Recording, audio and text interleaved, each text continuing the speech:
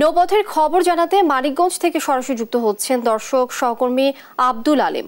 আলিম, আপনি শুনতে পাচ্ছেন? আলিম, ঈদ উল আজহা ঘিরে ঘাটে নিশ্চয়ই অনেক ভিড় দেখছেন আপনি। এখন কি পরিস্থিতি, আর যাত্রী ও যানবাহনের চাপ কেমন দেখছেন? যাত্রীদের কোনো ভোগান্তি পোহাতে হচ্ছে কিনা সেটি জানাবেন।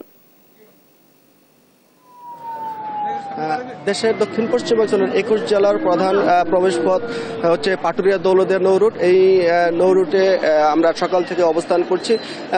তো যাত্রী এবং যানবাহনের চাপ বাড়লেও কিন্তু যাত্রীদের কোনো অভিযোগ নেই এবং কোনো ভোগান্তি ছাড়াই এই নৌপথ পাড়ি দিতে পারছেন তারা। তো আমরা প্রশাসনের পক্ষ থেকে যেটি জানিয়েছেন যে এই ঈদের বাকি আছে আর একদিন, তো যাত্রী যত চাপই বাড়ুক না কিন্তু প্রশাসন তৎপর রয়েছে এবং পর্যাপ্ত সংখ্যক ফেরি এবং আইন শৃঙ্খলা রক্ষাকারী বাহিনী এবং জেলা প্রশাসনের পক্ষ থেকে নির্বাহী ম্যাজিস্ট্রেটগণ ঘাট এলাকা এবং ঢাকা-রিচা মহাসড়কে অবস্থান করছেন। এই কিছু কিছু যাত্রীর অভিযোগ রয়েছে যে এই ফেরিতে যে টিকিট রয়েছে যে 36 টাকা রেট করা, কিন্তু যাত্রীদের কাছ থেকে 40 টাকা আদায় করারও একটা অভিযোগ রয়েছে।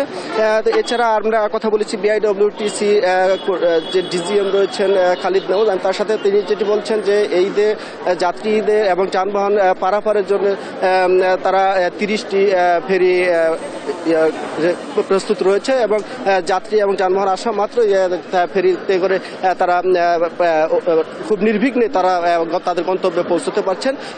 এছাড়া এই যাত্রী পারাপারের জন্য 30টি লঞ্চ পারাপারের কাজ করছে।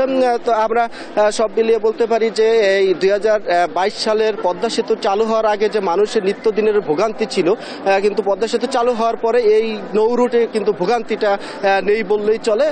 যে যাত্রী সাধারণ এবং যানবাহন খুব অল্প সময়ের মধ্যেই কিন্তু তাদের গন্তব্যে পৌঁছতে পারছেন। তো যাত্রীরা আরেক যেটি বলছেন যে অনেকটা যে আগে যে ভোগান্তি যে 2-3 ঘন্টার পর ঘন্টা এবং কি একদিন 2 দিন পর্যন্ত এই ঘাট এলাকা অপেক্ষা করতে হতো, কিন্তু এখন যে এত নির্বিঘ্নে তারা পৌঁছতে পারছে সেজন্য তারা অনেকটা সন্তুষ্ট প্রকাশ করেছেন। তো আমরা কথা বলেছি পুলিশ সুপার গুলাম আজাদ খানের সঙ্গে, তিনি যেটি বলছেন যে প্রায় 1000-এর উপর যে পুলিশ সদস্য সাদা পোশাকে জিবি পোশাকে তারা ঘাট এলাকায় এবং ঢাকা-রিচা মহাসড়কে বিভিন্ন পয়েন্টে অবস্থান করছে যাতে আইন শৃঙ্খলার কোনো অবনতি না ঘটে, যে মলম পার্টি ছিনতাই থেকে শুরু করে কোনো অনাকাঙ্ক্ষিত ঘটনা না ঘটে সেগুলো নিয়ে তারা তৎপর রয়েছেন। এছাড়া আমি কথা বলেছি জেলা প্রশাসক রেহেনা আক্তারের সাথে, তিনি যেটি বলেছেন যে ঘাট এলাকায় এবং ঢাকা-রিচা মহাসড়কে এই ঈদযাত্রা ঘিরে যেন কোনো চাঁদাবাজি এবং কোনো ঘটনা যেন না ঘটে সেজন্য নির্বাহী ম্যাজিস্ট্রেটগণ সর্বদা এই ঘাট এলাকায় এবং মহাসড়কে অবস্থান করছেন।